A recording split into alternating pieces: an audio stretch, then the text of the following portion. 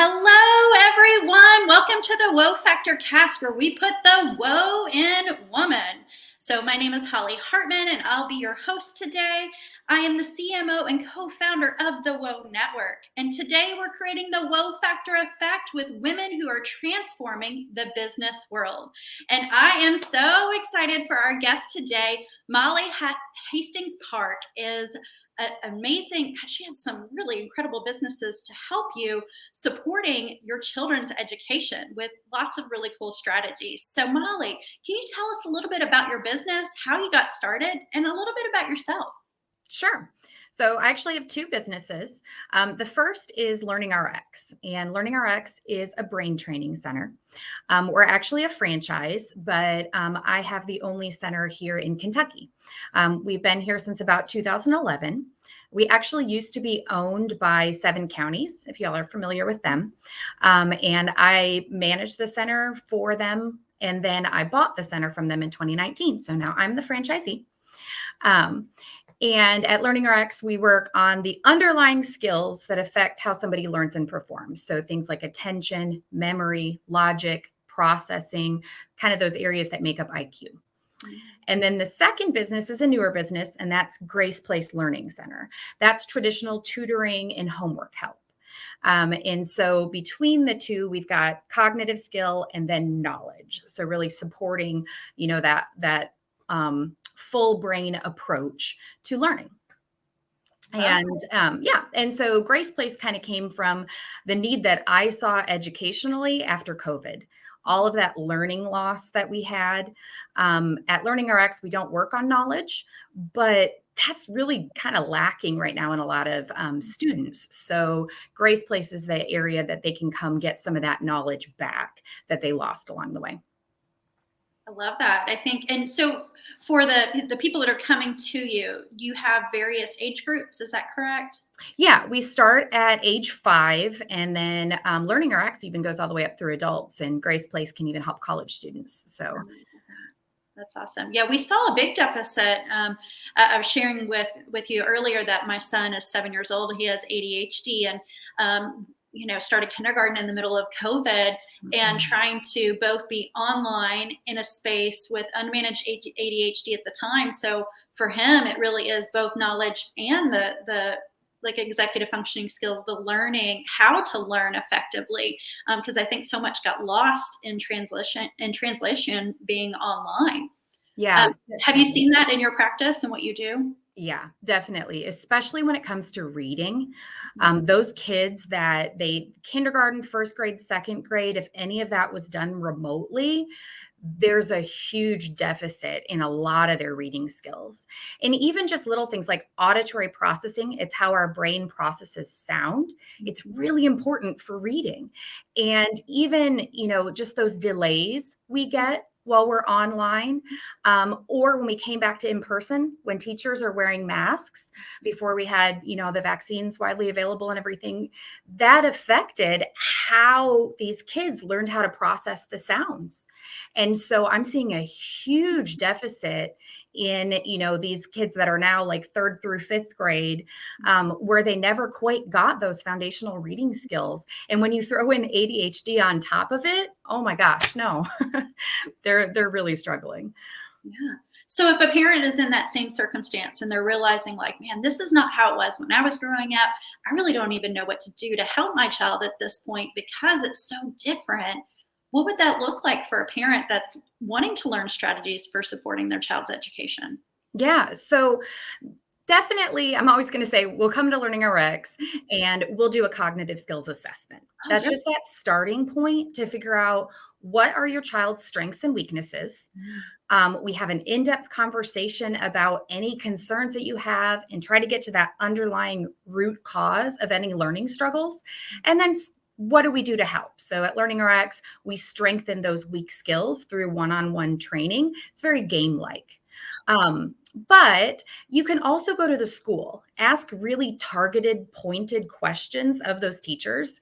Sometimes they say, oh, your kid's doing fine. We don't need a conference. Go to that conference. Say, no, I'd like to talk to you. Ask things like, what reading level is my child on? How are you measuring their reading level or other metrics, and what are their goals, right? Because a lot of times our standards as parents aren't quite the same standards that a school would have, right? School is like, oh, well, they're passing, they're hitting the minimums, that's enough. But as parents, we want more than that. So we really do have to be advocates for our child at schools. No, I love that. Yeah, I've had to be an advocate for my child for sure. And gratefully, he's got a wonderful teacher that is staying in contact with me and sharing. But even with that information, then what next? Like, I have the information, but how can I support my child at home in adjacent to what they do at school? Because that's oftentimes. And I remember when I was growing up, I just got diagnosed with ADHD when my son did, that I had a tutor growing up because these are some of the similar things that I struggled with back then.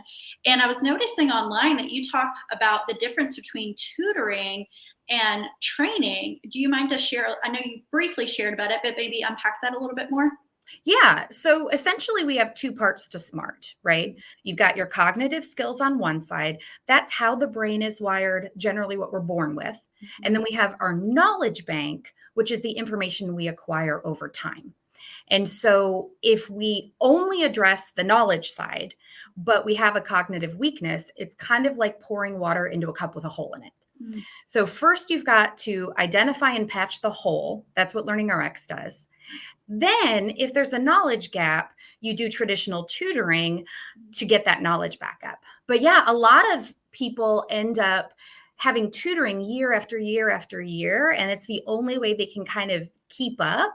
And so it's kind of like you need that steady flow of water into that cup because it's got that leak, right? And so if you stop that extra help, we're going to drain back out.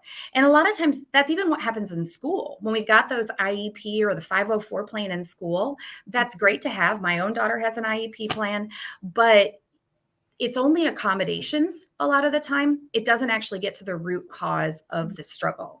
And so, we really want to see if we can get kids to the point that they don't need the extra help anymore, that they can stand on their own 2 feet and they can tackle whatever the problem is, no matter what the environment in learning is too.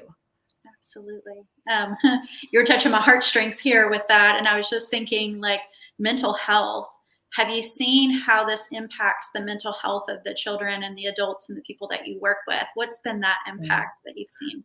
I have. So I've been doing this almost 12 years, and it's crazy the level of anxiety these kids have and how much that has grown just in the last decade. Honestly, how much that's grown just since COVID lockdown.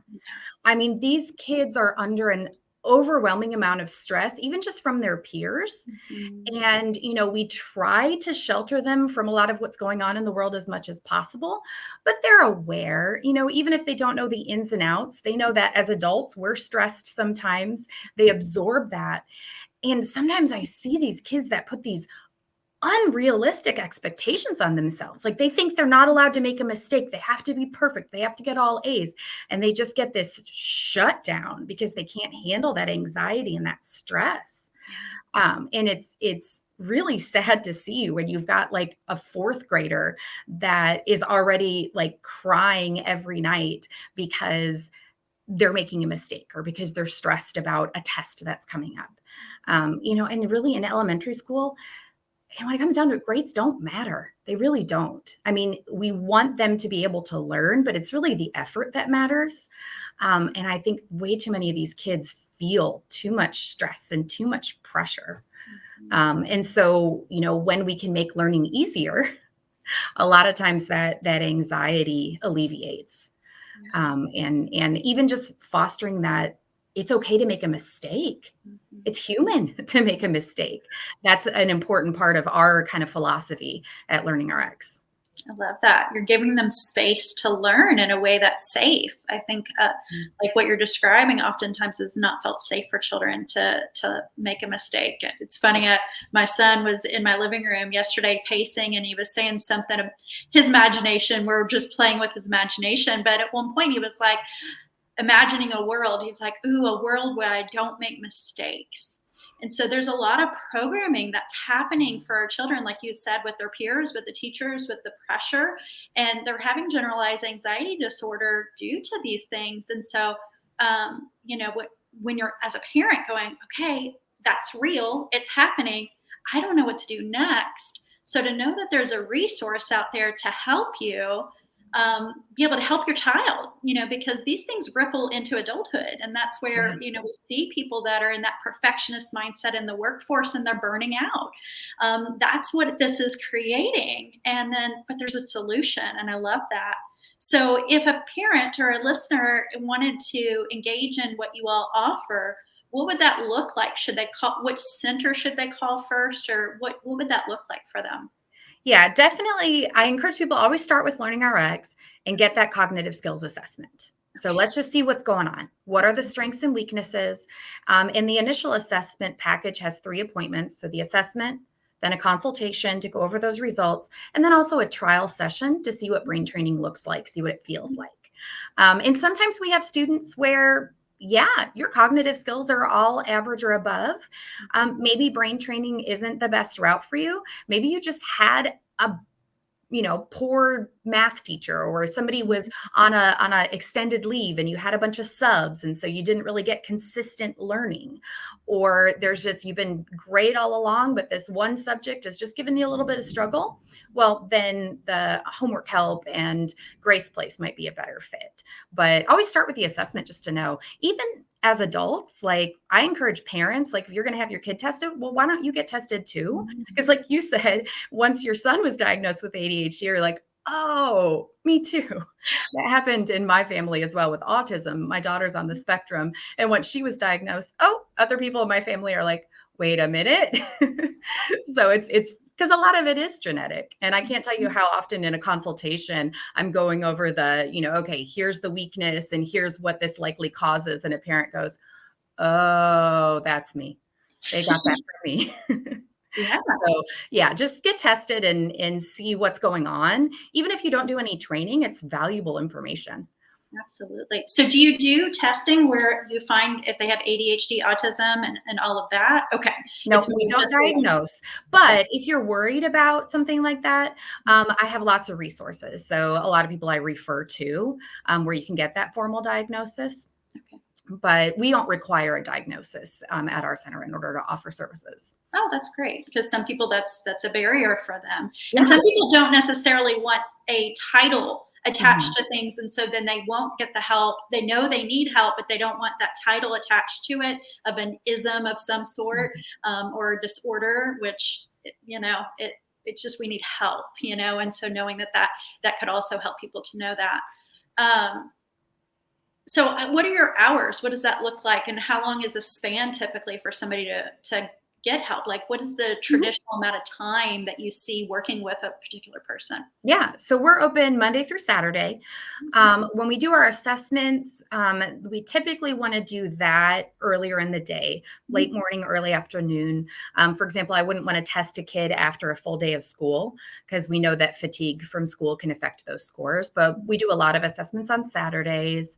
And then for the actual training, most of it's after school on weekdays or on Saturdays. Or for adults, we can usually get you in during the day. The average length of a program is about 6 months. And for kids and adolescents, we get an average of a 15-point increase in IQ in that span of time. So that's something that's going to last, the rest of your life. We know that brain can constantly strengthen and improve the neural pathways. And so that sticks. Yeah.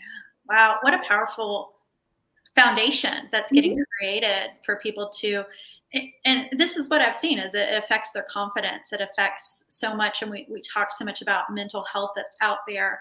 This really does play a part in that structure to build that confidence to say, okay, I can do this. Because there's so many messages that people receive. I'm stupid. I'm not smart enough. I'm a failure. And all these, whether it's spoken to them or if they've just felt it or, seeing their peers succeed and they don't, and they have that internal, wheel that's giving these messages to be able to empower them and go, oh no, it's not that your brain is broken or that you're this or that, but you just haven't been able to learn these skills to empower them. It's got to be just tremendous. Yeah. Usually one of the first things we start seeing with any of our students is confidence. And when confidence goes up, then you're more willing to try You're less afraid of failure. And then when you build the skill to support that confidence, yeah. And there's a lot that parents can do at home too.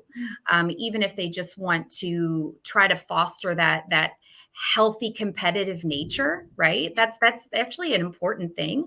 Play games. There's lots of amazing brain games that you can play at home. Even just one of my favorite is very easy, very quick, is Spot It.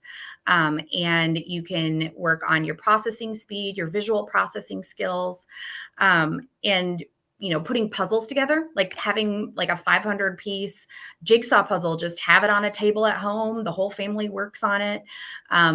Those are simple things that you can do that still support some of this brain health. Love that. And you said the first game was called Spot? Spot It. Spot It. Okay. Okay. Is that like are those the books, or is that? No, it's a card game where every 2 cards have one picture that matches. And as quickly as possible, you have to find which picture matches. And you can they make Spot It in like a ridiculous variety of kid pictures. Like I even saw a hipster Spot It once, and it had like mustaches and man buns and stuff. But like we got Harry Potter Spot It, or you can just do like the traditional one. That's awesome. I love that. Yeah, we've been doing a lot more strategic board games with my son, and he's competitive, so he likes to win, but we don't just let him win. And I don't know if that's right or wrong, but that's just we play. No, definitely don't let him win all the time. When I see that, I'm like, do I feel bad about that? I'm like, no, I want him to learn how to actually do the thing. Look for a game if you like strategic ones. Corridor. It's spelled with a Q. Okay. I can send you information about it later, but it's a really good strategy game. It's a 2-person strategy game. Oh, fun. That's awesome. Yeah, those are the things that we enjoy playing as well together. But so maybe you can talk to me a little bit about a client that you've worked with that you all have had just, maybe they were really challenged and you all had success, or maybe share just a little case study about somebody that you all have helped. Sure. So, it's hard to pick one, but I think for me, a lot of times it comes down to reading, because reading is just, it's a very important foundational skill. And we had a girl who she'd always struggled in reading, was never quite hitting those MAP, goals, but not struggling enough to get the resource help in school. And a lot of times, even that resource helps, like it's not really school's job, and they're not really equipped to close the gap a lot of the time. They just need to deliver the material in the least restrictive way possible. So a lot of times that looks like, okay, well, you're going to get an app that reads it to you, or we're going to deliver a test to you orally because you struggle with reading. So this girl was in middle school, getting ready to go into high school, and was really struggling with reading. And she went through our LearningRx program. And I think the turning point for her is there was a prize that she really, really wanted. And I was like, okay, well, if you want to earn this prize, I need you to pick a chapter book, and I need you to be reading this chapter book every week. And once she read that first book and actually gained the skills, she never stopped. She actually, her next MAP test, she didn't just hit the goal, she hit her reach goal. And this first time she'd never even like hit her baseline goal before. And, I think that once that door opens for a child, when they realize like, hey, reading isn't a chore, reading is fun, reading like opens up literally worlds to you. I think that that's always what touches my heart the most. And she's actually back now working with us at Grace Place. So she's done with LearningRx, but now she comes in once a week and we're reading a chapter book together and talking about it. And then we do accelerated reader quizzes when they're done. Love that. That's wonderful. Now, I heard you talk about a reward system. Is that something you all implement within your program, or is that something that, just individually? We implement it in our program. So at LearningRx, kids earn either Brainy Bucks, and then they can earn toys and prizes in a game cabinet that we have, or they can earn points, which just goes towards money on a gift card. And really, when it comes down to it, learning and school is a child's job, right? It's their job, and it's okay to have it be incentive based. Even if we love our jobs and we're passionate about our careers, if we weren't getting paid to do it, right, that wouldn't be okay. And so I think it's okay to empower kids too, to realize that, like, hey, this is your job.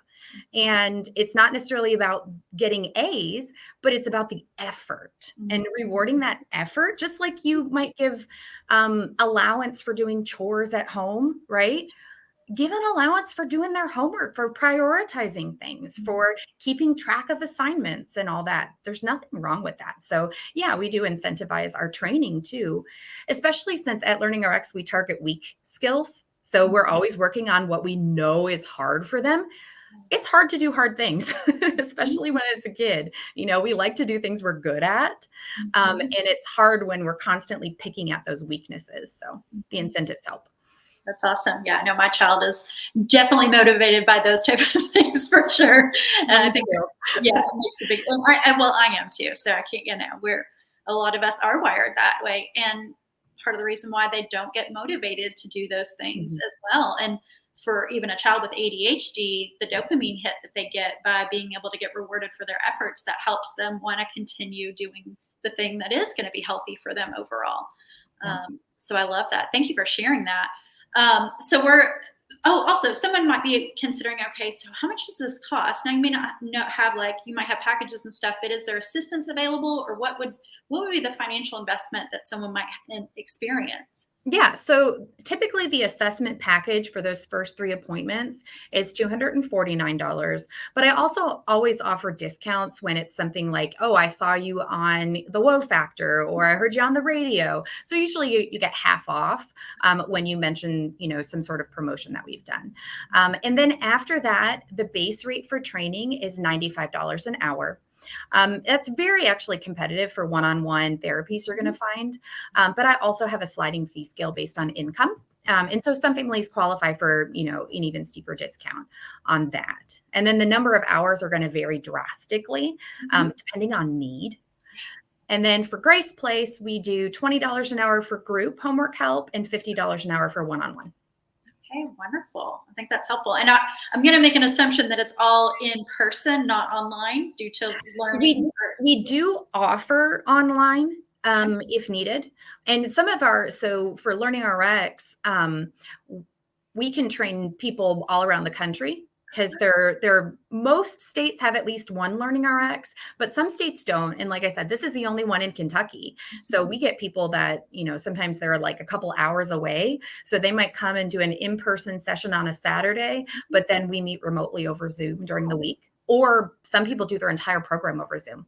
But I prefer in person if we can. Yeah. I'm sure the energy exchange and everything is different in person, but wonderful that you have that opportunity to be able to do it still remotely, because that is a barrier for some people to be able to get to, or maybe part of just a hindrance, especially for some adults that have cognitive issues. They may not even be able to get there as they're relearning. So do you all help people that maybe have experienced like brain injuries and things like that?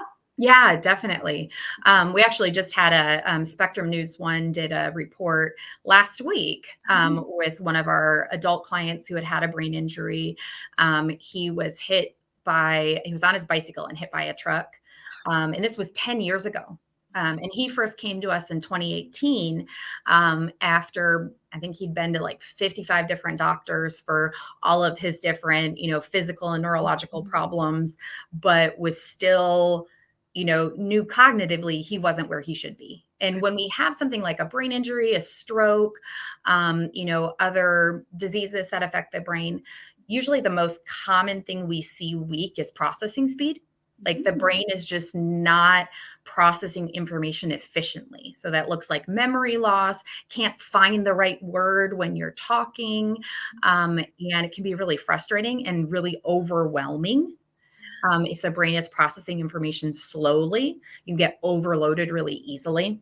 So those are some of the things that we help with. But yeah, we see a lot of adults in that situation, or even adults who, hey, I want to get to that next level in my career, but X, Y, and Z is holding me back. So trying to get over that hurdle to get to that next, career opportunity, for example. Yeah. And imagine that, again, building confidence, saying, okay, well, I can't do this. Maybe they're trying to learn a new skill and they can't figure out how to put that together, and you all can help them elevate that. That's amazing. Yeah. Well, it sounds like you all really help. But this really changes people's lives to be able to create this foundation and be able to shift, and especially for adults that are having that cognitive to be able to function in the world and not be overwhelmed and overstimulated. I'm sure with all the information that's coming in, and then for children to feel empowered and who they are, and like that those weaknesses can be strengthened, and that you all have tools to do that, and incentives to do that, and support, safe containers to do that, because it's not always safe for them to be vulnerable, to bring down those walls, to say, this is where I need help. So I love that you all provide that.